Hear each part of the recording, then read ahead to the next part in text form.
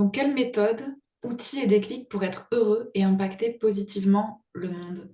Voici le sujet de l'interview du jour. On se retrouve toujours dans le cadre de l'ouverture de Coep, ce nouveau réseau social du bien-être pour s'épanouir au quotidien.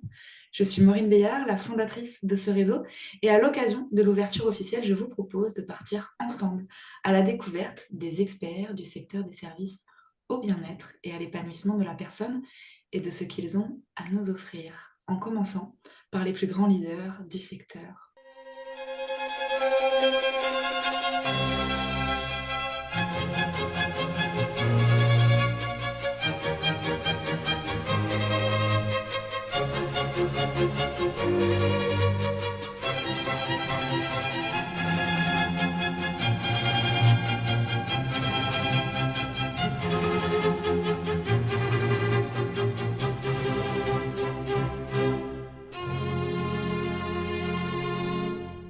Aujourd'hui, j'ai l'immense joie d'être en la présence d'une femme pleine de joie et d'optimisme, psychologue spécialisée en psychologie positive, auteure de 14 ouvrages.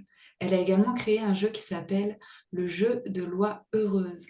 Sa mission, c'est d'accompagner un maximum d'enfants, d'ados, d'adultes à être plus heureux. Et c'est dans ce même esprit qu'elle a co-créé avec son associé le centre de formation Zen Pro pour pouvoir rayonner encore plus large en formant des coachs à toutes ces pratiques de psychologie positive. Il s'agit de Cécile Neuville.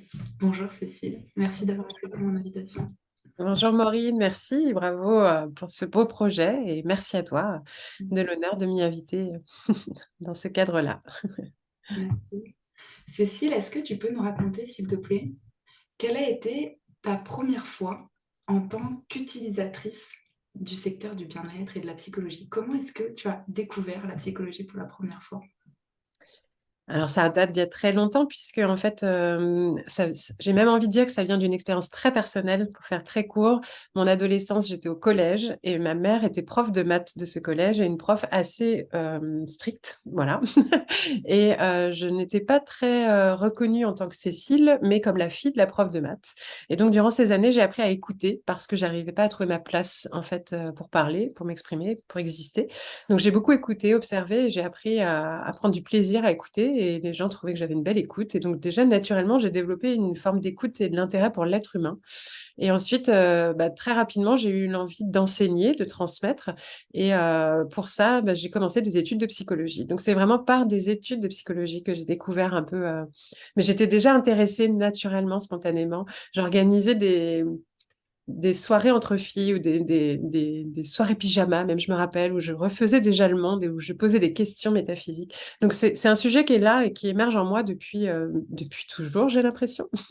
Et sur le bien-être en lui-même, c'est au fur et à mesure de mes études de psychologie, je me suis intéressée à l'être humain, mais je me suis vite rendu compte que la base fondamentale, c'était de prendre soin de soi et de sa confiance en soi en particulier, de s'aimer, de se connaître, d'apprendre voilà, à connaître ses envies, ses rêves, avant de travailler sur tout le reste de sa vie, c'était déjà travailler sur soi-même, c'était passionnant, et de prendre soin de soi pour mieux prendre soin des autres.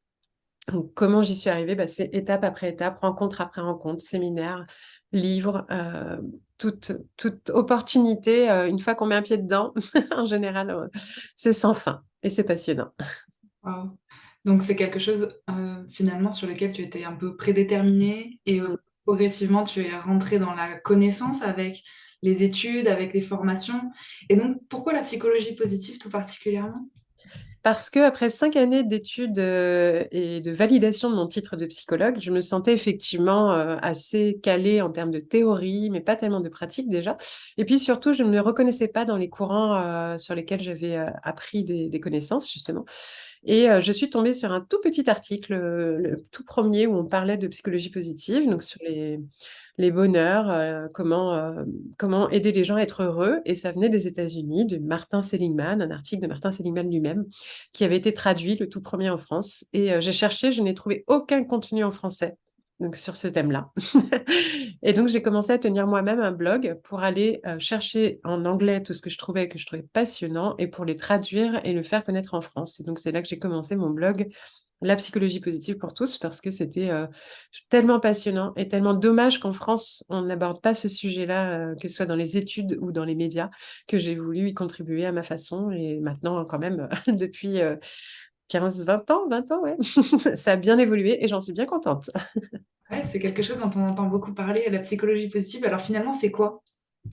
La psychologie positive, c'est vraiment une science au départ. C'est la science qui s'intéresse à ce qui contribue à plus de bonheur dans le monde, au niveau individuel, collectif, sociétal, voilà, mondial.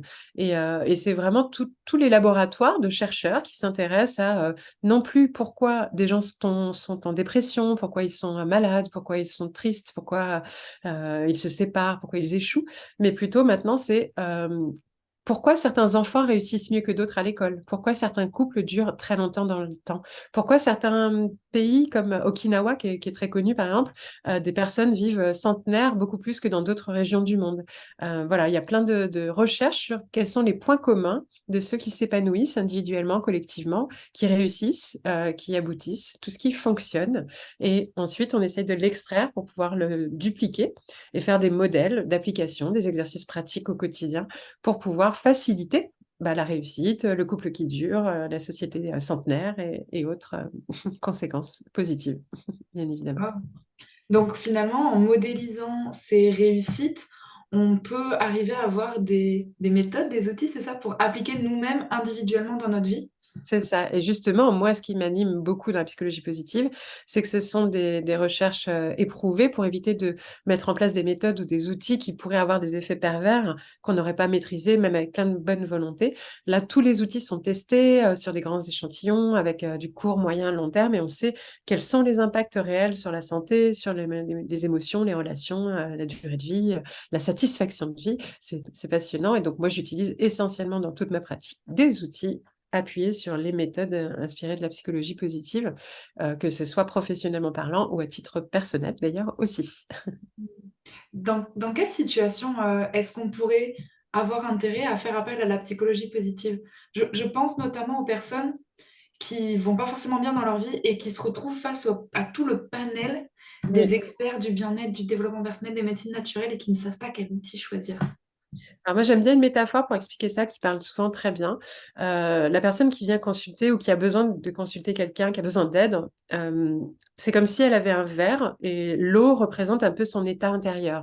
L'eau noire, c'est quand on n'est vraiment pas bien du tout. Et donc, du coup, souvent, on peut choisir, jusqu'à présent, une approche psychanalytique, par exemple, où on va vider l'eau noire doucement. C'est quelque chose où on va aller fouiller très loin pour aller jusqu'au fond du verre et comprendre pourquoi, comment, etc. Et donc là, on est sur je vide l'eau noire doucement. Si je vais dans des méthodes plus actuelles, plus récentes, on va dire, des méthodes de thérapie brève, comme l'hypnose, le MDR, le FT, pour ceux qui connaissent un peu ces termes-là, et sinon je vous invite à les découvrir, on va aller chercher des méthodes qui sont plus rapides, donc on vide le verre d'eau beaucoup plus rapidement. On vide l'eau noire, c'est assez secouant, ça fait beaucoup d'énergie, c'est très fatigant, par contre c'est rapide, voilà. Par contre, là où c'est important, c'est que si on s'arrête à ces méthodes-là, le verre reste vide, ce qui est déjà très bien parce qu'on a moins d'eau noire, on se sent soulagé, libéré, plus léger. Mais naturellement, l'être humain a tendance à re-remplir de ce qu'il connaît. Donc, il va reproduire des scénarios, des schémas, et ça risque de revenir. Donc là, la première étape, c'est les thérapies qu'on va appeler les thérapies de la quatrième vague, de pleine conscience. On est vraiment sur du mindfulness, sur la relaxation, de la sophrologie, de la méditation, etc., du zen. Et là, on apprend à remplir de l'eau transparente dans son verre pour apprendre à juste être bien. Voilà, juste déjà être bien.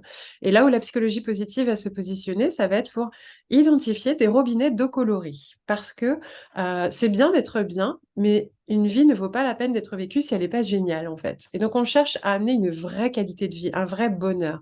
C'est comme être malade. C'est pas parce qu'on n'a pas de symptômes qu'on est en pleine santé. Être en pleine santé, c'est déjà ne pas avoir de symptômes, mais en plus avoir de la vitalité, de l'énergie, de l'entrain, etc. C'est pareil pour le bonheur. Et donc, du coup, la psychologie positive va nous amener à trouver les robinets de colorés, à trouver nos robinets, le bon dosage, le bon équilibre pour qu'on se... Parce qu'attention, si on met trop de tout et n'importe quoi, au bout d'un moment, ça refait de l'eau noire. Enfin, là, je vais dans... ça fait du burn-out, quoi. Enfin, si on va jusqu'à l'extrême de la métaphore. Donc, c'est vraiment de trouver un juste équilibre entre vider l'eau noire, la transparence de l'eau pour être bien réfléchi, posé, et mettre de la couleur dans sa vie. Et donc, bah, voilà, le coaching positif, les démarches de psychologie positive pratique quotidienne que l'on voit un peu partout vont être pour trouver les robinets d'eau colorée. Maintenant, un protocole complet de psychothérapie positive va depuis je vide l'eau noire jusqu'à je remplis d'eau colorée. Donc, quand on est dans une psychothérapie positive, il y a des étapes vraiment prévues pour vider l'eau noire, pour l'eau transparente et pour l'eau colorée. Voilà. Je pense que c'est assez Cette imagé. métaphore est absolument magique, vraiment. Elle est super bien illustrée. Merci beaucoup pour ce cadeau finalement, parce que ça aide vraiment à comprendre.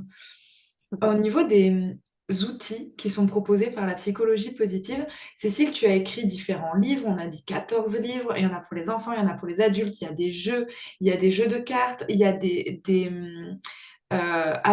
agendas de psychologie positive. C'est pour amener petit à petit ces outils dans la vie des gens. C'est ça. En fait, dans les applications concrètes de la psychologie positive, il y a des applications très ciblées, justement en thérapie, en coaching, dans le milieu du travail, dans le milieu de l'éducation. Mais moi, personnellement, ma position à moi dans tout ce réseau-là, c'est d'amener ces pratiques dans notre quotidien, monsieur et madame tout le monde. Ne pas attendre d'aller mal pour chercher à aller mieux, en fait. Donc, justement, ne pas attendre d'avoir l'eau noire pour mettre en place des choses qui permettent d'avoir de l'eau colorée, en fait. Donc, moi, j'ai envie que tout le monde puisse se dire j'aime ma vie, j'aime cette journée, j'aime ma relation, j'aime voilà et profiter de chaque instant. Donc oui, concrètement, il y a des pratiques ça va depuis des petits rituels du matin, tout simplement déjà sourire au réveil par exemple pour donner des exemples très simples, mais ils ont vraiment démontré que même un sourire forcé a exactement les mêmes conséquences hormonales qu'un un sourire authentique et que quand on commence une journée avec une émotion, le système hormonal reproduit facilement cette même émotion tout le long de la journée.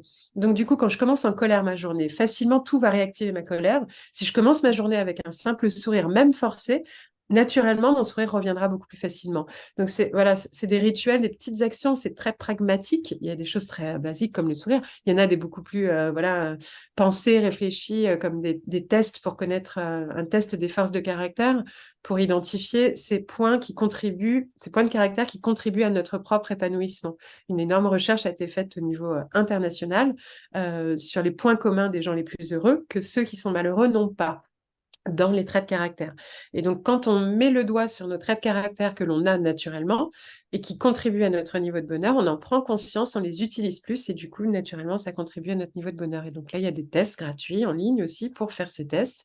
Et après, il y a des façons de voir comment mettre en application telle force au quotidien en fonction du contexte et des objectifs de chaque personne, par exemple. Mais Wow, il y en a magnifique.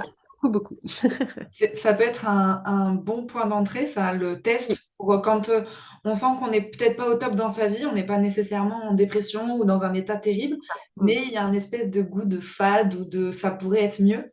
On peut commencer à mettre cette recherche en faisant un test et puis petit à petit se laisser exactement. Ce guider. test est gratuit, il est en ligne, c'est sur un site qui s'appelle VIAME, viami.org, c'est gratuit. Au début, c'est en anglais, après on sélectionne en français, c'est en français.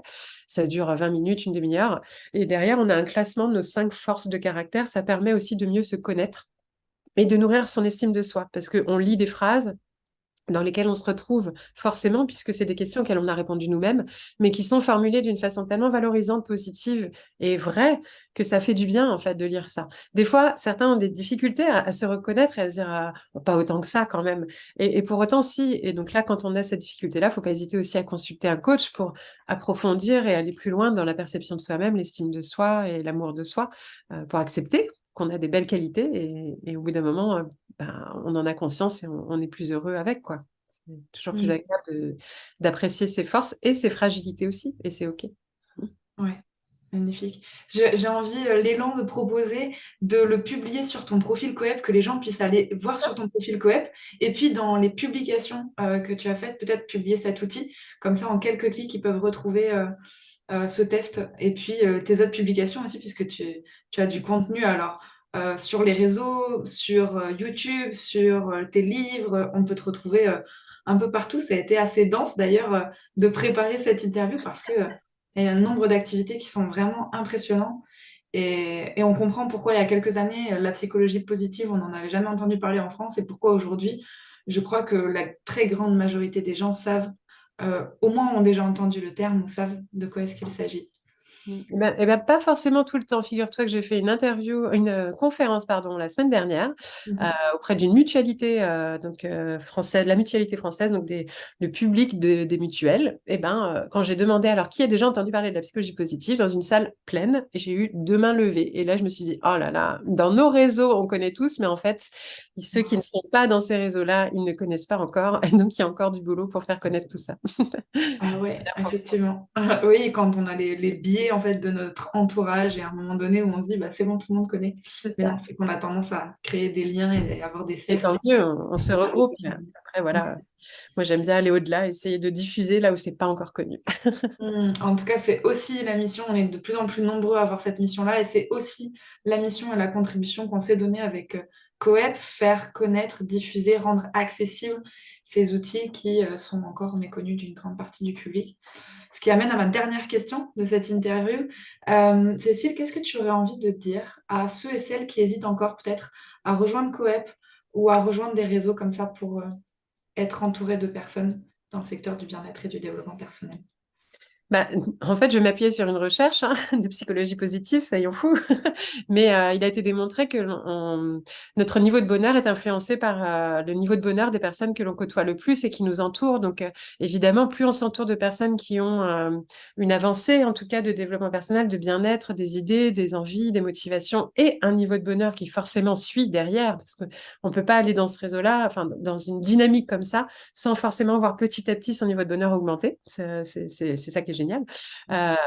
Du coup, ça va augmenter encore plus le nôtre et nous-mêmes, on va augmenter celui de notre entourage. Donc, c'est à la fois très égoïste pour soi-même, mais c'est aussi très altruiste parce que ça veut dire que plus vous allez augmenter votre environnement, plus vous allez augmenter votre niveau de bonheur, plus vous allez rayonner sur vos propres proches et leur donner l'envie d'aller encore plus vers le bien-être à eux aussi.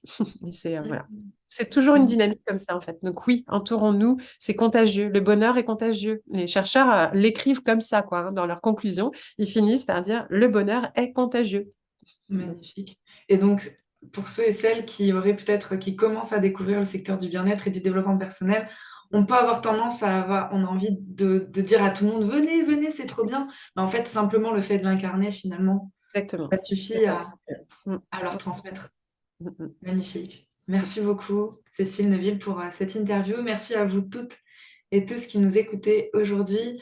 Si vous avez aimé cette vidéo, n'hésitez pas à la liker pour nous soutenir, à nous laisser des commentaires, à poser vos questions. Je me ferai un plaisir d'y répondre. Si jamais vous n'êtes pas encore inscrit sur Coep, eh bien, je vous invite à le faire. Vous avez un lien autour de cette vidéo. Vous trouverez également des informations et des liens pour aller retrouver des informations à propos de Cécile. Et je vous dis à très bientôt pour une nouvelle interview. C'était Maureen. Coep, le réseau du bien-être pour s'épanouir au quotidien.